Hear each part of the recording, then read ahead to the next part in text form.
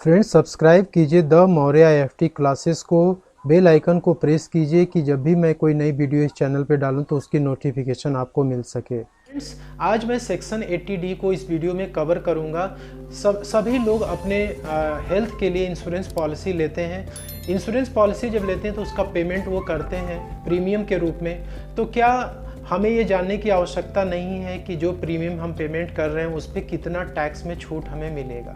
क्योंकि आज मैं आपको इस वीडियो में यही बताने वाला हूं कि आपके पॉलिसी पे पेमेंट किए हुए प्रीमियम पे आपको छूट कितनी मिलेगी। फ्रेंड्स, मेडिकल इमरजेंसी हमारी ज़िंदगी में कभी भी बता के नहीं आती है और अचानक से आती है और हमें सरप्राइज़ कर देती है।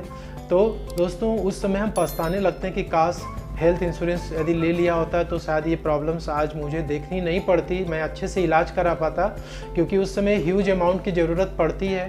तो जैसे हम बाकी अपने LIC कराते हैं या फिर कोई और इंश्योरेंस पॉलिसी लेते हैं, वैसे ही हेल्थ इंश्योरेंस पॉलिसी भी लेनी चाहिए। इस वीडियो में मैं हेल्थ इंश्योरेंस को कभी प्रमोट नहीं कर रहा हूं। और दोस्तों, मेरी ये प्रार्थना है कि आपके ज़िंदगी में कभी भी किसी प्रकार की कोई मिस हैपनिंग ना हो। बस मैं जागरूक करना चाहता हूं इस वीडियो के माध्यम से। तो दोस्तों, मेजॉरिटी ऑफ पॉपुलेशन हमारे इंडिया की हेल्थ इंश्योरेंस पॉलिसी में कवर्ड नहीं है, ये आप सभी लोग जानते होंगे। और दोस्तों, जब कभी भी ऐसे लोगों की ज़िंदगी में कोई भी मेडिकल या हेल्थ से रिलेटेड कोई इमरजेंसी आती है तो ये लोग अपनी सेविंग्स का सहारा लेते हैं या किसी से उधार लेके इलाज कराते हैं। तो उससे बचने के लिए हेल्थ इंश्योरेंस पॉलिसी की आवश्यकता है दोस्तों। तो मैं आज इस वीडियो में आपको एक पॉलिसी आपको लेने की ज़रूरत क्यों है और कितना डिडक्शन आपको मिलेगा, इस सब में डिस्कस करने वाला। सो फ्रेंड्स, सेक्शन 80D को हम डिस्कस करने जा रहे हैं। इसमें हेल्थ इंश्योरेंस के लिए जो भी आप पेमेंट करते हैं प्रीमियम का, उसमें डिडक्शन मिलता है। अब इस सेक्शन 80D को मेन इंट्रोड्यूस करने का जो मेन एम था वही था कि to promote health planning. Health planning को प्रमोट करने के लिए ही सेक्शन 80D इंट्रोड्यूस किया गया था, ताकि सभी लोग अपने हेल्थ के प्रति कॉन्शियस हों, कंसर्न पे करें। जैसे बाकी सबके लिए आप प्लानिंग करते हैं वैसे ही हेल्थ के लिए भी प्लानिंग करनी चाहिए। अब सेक्शन 80D में कौन से पर्सन को डिडक्शन मिलेगा, कौन एलिजिबल है? तो एलिजिबल पर्सन में इंडिविजुअल है। इंडिविजुअल कोई इंडियन हो सकता है, फॉरेन सिटीजन हो सकता है, NRI हो सकता है या HUF का कोई मेंबर हो सकता है। अब इस इंडिविजुअल में कौन कौन इंक्लूडेड है सेक्शन 80D में डिडक्शन पाने के लिए? तो इसमें कोई सेल्फ, यानी वो पर्सन जो कि अपने सेल्फ के ऊपर भी पॉलिसी ले सकता है, अपने स्पाउस के लिए ले सकता है या अपने बच्चों के लिए ले सकता है, पेरेंट्स के लिए ले सकता है। पेरेंट्स डिपेंडेंट हो सकते हैं या नहीं भी हो सकते हैं। पेरेंट्स में आपको ध्यान देना है कि केवल फादर और मदर आएंगे, फादर इन लॉ और मदर इन लॉ इसमें इंक्लूड नहीं किए गए हैं। अब यदि आपको सेक्शन 80D में डिडक्शन लेना है तो आपको पेमेंट करना जरूरी है। तो पेमेंट आपको 4 प्रकार का पेमेंट यहाँ पे दिया हुआ है। यदि इस 4 प्रकार के पेमेंट में से कोई भी पेमेंट आप करते हैं तो आपको सेक्शन 80D में क्लेम मिलना तय है, आप क्लेम कर सकते हैं। पहला है कि आप मेडिकल इंश्योरेंस का प्रीमियम पेमेंट कर सकते हैं। दूसरा है कि contribution to central government health scheme, notified scheme. Central government की कोई हेल्थ स्कीम आती है, उसमें आप कंट्रीब्यूशन कर देते हैं, तो उस कंट्रीब्यूशन का जो अमाउंट है आप सेक्शन 80D में ITR फाइल करते समय आप क्लेम ले सकते हैं। प्रिवेंटिव हेल्थ चेकअप में कभी कभी आप डॉक्टर के पास जाते हैं हेल्थ चेकअप कराने के लिए, डॉक्टर आपको जांच डायग्नोसिस भी लिखता है प्रिवेंटिव हेल्थ चेकअप के लिए कि आपके बॉडी का पूरा स्कैन हो जाए। एक बार सभी लोग जांच कराते हैं अपना बॉडी जानने के लिए कि सब कुछ ठीक चल रहा है कि नहीं चल रहा है। तो उसके लिए प्रिवेंटिव हेल्थ चेकअप में जो भी पेमेंट आप करते हैं वो भी सेक्शन 80D में कवर्ड है। मेडिकल एक्सपेंडिचर सीनियर सिटीजन, ऐसा पर्सन जो कि सीनियर सिटीजन है लेकिन उसने अपने हेल्थ के लिए कोई भी इंश्योरेंस पॉलिसी नहीं ले रखी है और उसके लाइफ में कोई भी इमरजेंसी आ जाती है तो उस पर जो भी मेडिकल एक्सपेंडिचर होता है उसको भी इसमें कवर किया गया है। यानी कि ऐसे मेडिकल एक्सपेंडिचर पे भी आपको सेक्शन 80D में डिडक्शन मिलेगा। अब आपको डिडक्शन यदि लेना है तो वो 4 बातों पे डिपेंड करता है। पहला है टाइप ऑफ एक्सपेंडिचर, यानी कि आपका जो एक्सपेंसेस है वो किस टाइप का है, क्या मेडिकल इंश्योरेंस प्रीमियम है या फिर सेंट्रल गवर्नमेंट की कोई हेल्थ स्कीम है उसमें आपने कंट्रीब्यूशन दिया हुआ है, या प्रिवेंटिव हेल्थ चेकअप के लिए है या मेडिकल एक्सपेंडिचर है। सेकेंड है मोड ऑफ पेमेंट, आपने किस तरीके से पेमेंट किया, वो भी काफ़ी बड़ा फैक्टर है सेक्शन 80 में डिडक्शन लेने का। एज भी बहुत बड़ा फैक्टर है, क्योंकि यदि आप जैसे ही 60 क्रॉस करते हैं तो आप सीनियर सिटीजन बन जाते हैं। सीनियर सिटीजन के लिए अलग से रूल है सेक्शन 80D में। बिलो 60 ईयर्स वालों के लिए अलग रूल है। रिलेशन भी बहुत इंपॉर्टेंट है। अब कोई चाचा भतीजा के लिए यदि आप हेल्थ इंश्योरेंस प्रीमियम लेंगे तो आपको डिडक्शन नहीं मिलेगी। तो इसलिए दोस्तों ये 4 पॉइंट्स ही डिपेंड करता है आपको डिडक्शन लेने के लिए। अब हम आगे बढ़ते हैं कि आपको डिडक्शन कितना मिलेगा। तो यदि आप हेल्थ इंश्योरेंस प्रीमियम का पेमेंट कर रहे हैं तो आपको मैक्सिमम 25,000 तक का डिडक्शन मिलेगा, और सीनियर सिटीजन यदि कोई है तो उसके लिए 50,000 तक का डिडक्शन इसमें कवर्ड किया गया है।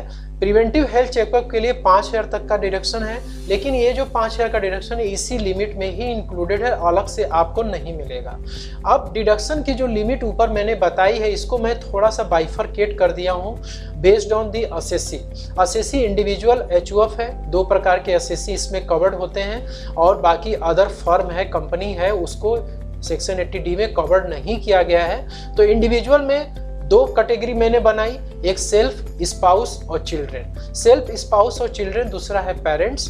सेल्फ स्पाउस चिल्ड्रन में भी 2 कैटेगरी मैंने फिर बनाई इसमें। एक है नॉन सीनियर सिटीजन, यानी कि सेल्फ या स्पाउस सीनियर सिटीजन नहीं है या बच्चे सीनियर सिटीजन नहीं है तो मैक्सिमम डिडक्शन 25,000 तक उनको मिलेगा। और यदि इनमें से कोई भी व्यक्ति सीनियर सिटीजन है तो उसको मैक्सिमम 50,000 तक का डिडक्शन मिलेगा। लेकिन भाई डिडक्शन आपको तभी मिलेगा जब आप पेमेंट करेंगे। तो आपको क्या क्या पेमेंट करना है? तो पहला है आपने हेल्थ इंश्योरेंस प्रीमियम का पेमेंट किया। दूसरा आपने सेंट्रल गवर्नमेंट की हेल्थ स्कीम में कंट्रीब्यूशन दिया हुआ हो, या फिर कोई प्रिवेंटिव हेल्थ चेकअप के लिए आपने पेमेंट किया हो। प्रिवेंटिव हेल्थ चेकअप की लिमिट अगेन 5,000 की है, जो इसी में इंक्लूडेड है, अलग से आपको नहीं मिलेगी। अब पेरेंट्स के लिए कि पेरेंट्स यदि नॉन सीनियर सिटीजन है तो उनको 25,000 तक का डिडक्शन अलाउ है। यदि वो सीनियर सिटीजन है तो मैक्सिमम 50,000 तक का डिडक्शन अलाउ है। सीनियर सिटीजन उस पर्सन को बोलेंगे जिसकी एज 60 ईयर्स या उससे ज़्यादा होती है, उसको सीनियर सिटीजन बोलते हैं। और बाकी जो 25,000 के जो डिडक्शन है वो बिलो 60 ईयर्स वालों के लिए है, यानी वो नॉन सीनियर सिटीजन कहलाते हैं। अब पेरेंट्स में भी पेमेंट तो करना पड़ेगा। तो पेरेंट्स में क्या है कि 2 पेमेंट ही कवर्ड है, यानी हेल्थ इंश्योरेंस प्रीमियम और दूसरा प्रिवेंटिव हेल्थ चेकअप। तो प्रिवेंटिव हेल्थ चेकअप या इंश्योरेंस प्रीमियम का पेमेंट यदि आप कर रहे हैं अपने पेरेंट्स के लिए तो आपका जो भी है पेमेंट प्रीमियम का वो डिडक्शन के लिए अलाउ होगा। ठीक है। HUF में आते हैं। HUF में यदि कोई भी मेंबर है उसके लिए, वो यदि मेंबर नॉन सीनियर सिटीजन है तो उसको 25,000 तक का डिडक्शन अलाउ है, और यदि सीनियर सिटीजन है तो 50,000 तक का डिडक्शन उसको अलाउ है मैक्सिमम। ठीक है। सीनियर सिटीजन के लिए दोस्तों जो यहाँ आप देख रहे हैं सीनियर सिटीजन, इसको इंडिया का रेजिडेंट होना चाहिए, ये कंडीशन है, तभी वो आप 50,000 का क्लेम ले सकते हैं, डिडक्शन आपको मिलेगा, अदरवाइज नहीं मिलेगा। इसलिए बाकी अदर्स के लिए तो है कि वो फॉरेन सिटीजन हो सकता है, कोई NRI हो सकता है, उसको मिलेगा, लेकिन सीनियर सिटीजन के लिए आपको ध्यान रखनी है कि रेजिडेंट होना आवश्यक है। अब आते हैं नेक्स्ट स्लाइड के ऊपर, मोड ऑफ पेमेंट। अब आपको यदि डिडक्शन लेना है तो आपको पेमेंट किस मोड में करना है? तो हेल्थ इंश्योरेंस प्रीमियम का पेमेंट आपको कैश छोड़ करके बाकी अदर मोड में आप कर सकते हैं, जैसे कि चेक में या ECS के थ्रू, लेकिन कैश में आपको नहीं करना है। यदि आप कैश में करेंगे तो आपको डिडक्शन अलाउ नहीं होगा। प्रिवेंटिव हेल्थ चेकअप के लिए है कि कोई भी मोड या कैश में या चेक में या ECS किसी भी थ्रू आप पेमेंट कर सकते हैं प्रिवेंटिव हेल्थ चेकअप के लिए। सो दोस्तों जितनी भी बातें मैंने आपसे डिस्कस की, health insurance premium, central government health scheme, preventive health checkup, तो इसको इस चार्ट से हम समझेंगे। अब फाइनेंशियल ईयर 22-23 के लिए डिडक्शन 80D में यदि आपको लेना है तो किस तरीके से आपको डिडक्शन मिलेगा। तो सेल्फ और फैमिली जिसकी एज 60 साल के अंदर है तो deduction for self and family 25,000, जैसे मैंने बताया 25,000 मिलेगा, और प्रिवेंटिव हेल्थ चेकअप में 5,000 की लिमिट दी गई है। लेकिन ये जो 5,000 है इसी में इंक्लूडेड है, विच मीन्स कि आपको टोटल 30,000 रुपये का डिडक्शन नहीं मिलेगा, केवल 25,000 तक का ही डिडक्शन आपको मैक्सिमम मिलेगा।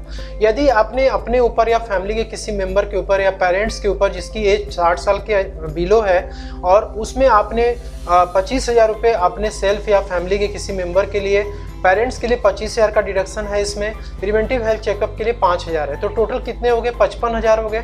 लेकिन आपको 55,000 का डिडक्शन नहीं मिलेगा, बल्कि 50,000 तक का ही डिडक्शन इसमें आपको मिलेगा। जैसे कि मैंने आपको थोड़ी देर पहले बताया कि यदि इंडिविजुअल जैसे कि सेल्फ है या फिर स्पाउस है, चिल्ड्रेन है, पेरेंट्स हैं, नॉन सीनियर सिटीजन है तो 25,000 तक का डिडक्शन था, और बाकी में उसमें भी नॉन सीनियर सिटीजन में 25,000 तक का था, तो टोटल मिला के 50,000 तक का ही आपको डिडक्शन मिलेगा। सिमिलरली सेल्फ सेल्फ और फैमिली जिसका एज 60 ईयर्स के नीचे है, तो 60 ईयर के नीचे इसका मतलब नॉन सीनियर सिटीजन हो गए तो 25,000 तक का डिडक्शन मिलेगा। पेरेंट्स जिसकी एज 60 ईयर्स हो गई तो उसको 50,000 तक का डिडक्शन अलाउ है।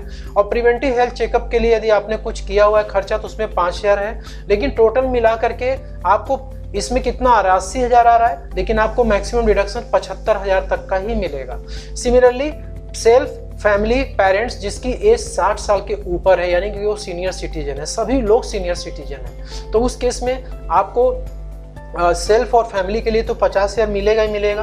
पेरेंट्स के लिए 50,000 ऑलरेडी अलाउड है। प्रिवेंटिव हेल्थ चेकअप में 5,000 जैसा दिया हुआ है, लेकिन आपको ये 5,000 इसी में इंक्लूडेड है, मिलेगा नहीं।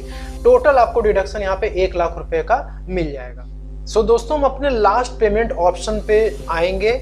तो लास्ट पेमेंट ऑप्शन हमारा मेडिकल एक्सपेंडिचर था सीनियर सिटीजन के लिए। Normal citizen, non senior citizen की बात नहीं है, सीनियर सिटीजन के लिए यदि आपने मेडिकल एक्सपेंडिचर किया हुआ है तो मेडिकल एक्सपेंडिचर कब होगा, यदि आपने in case no health insurance coverage, यानी कि जो सीनियर सिटीजन है, चाहे आप हो सकते हैं, आपके पेरेंट्स हो सकते हैं, उसके लाइफ के ऊपर आपने हेल्थ के ऊपर हेल्थ इंश्योरेंस ले नहीं रखा है और अचानक से मेडिकल इमरजेंसी आती है तो आपको मेडिकल एक्सपेंडिचर करना पड़ता है, तो उस केस में आपको भी डिडक्शन सेक्शन 80D में मिलेगा। कंडीशन क्या है? कंडीशन है कि आप अपने खुद के लिए या बच्चों के लिए खुद के लिए, स्पाउस के लिए, पेरेंट्स के लिए जिनका कि एज 60 ईयर्स या उससे ज़्यादा हो, यानी सीनियर सिटीजन होने चाहिए और वो इंडिया के रेजिडेंट होने चाहिए और उनका कोई भी हेल्थ इंश्योरेंस प्रीमियम अभी तक पेमेंट नहीं हुआ है। पेमेंट तब होगा ना जब आप हेल्थ इंश्योरेंस लिए रहेंगे, ठीक है। तो ये कंडीशन फुलफिल होना चाहिए और यदि ये कंडीशन फुलफिल होता है तो मैक्सिमम 50,000 तक का डिडक्शन आपको मेडिकल एक्सपेंडिचर पे भी अलाउड है। अब यहाँ पे देखिए ये अंकल जी बीमार हैं, इनकी एज 60 ईयर्स के ऊपर दिख रही है। अब इसमें डॉक्टर्स लगे हुए हैं, ये एक्सपेंस जो भी इनके मेडिकल ट्रीटमेंट पे जो खर्चा आएगा तो उसमें क्या है कि ये रेजिडेंट होने चाहिए और ये जो है 60 ईयर्स के ऊपर होने चाहिए और कोई भी इनका हेल्थ इंश्योरेंस पहले से नहीं लिया जाना चाहिए, तभी जाकर के उनको 50,000 तक का डिडक्शन मिलेगा। सो दोस्तों आई होप कि मैंने सेक्शन 80D को समझाने में काफ़ी कोशिश की और आपको मैं उम्मीद करता हूँ वीडियो पसंद आई होगी। पसंद आई है तो ज़रूर से लाइक शेयर ज़रूर करिएगा और चैनल पे नए हैं तो चैनल को सब्सक्राइब जरूर करिएगा। Thank you so much.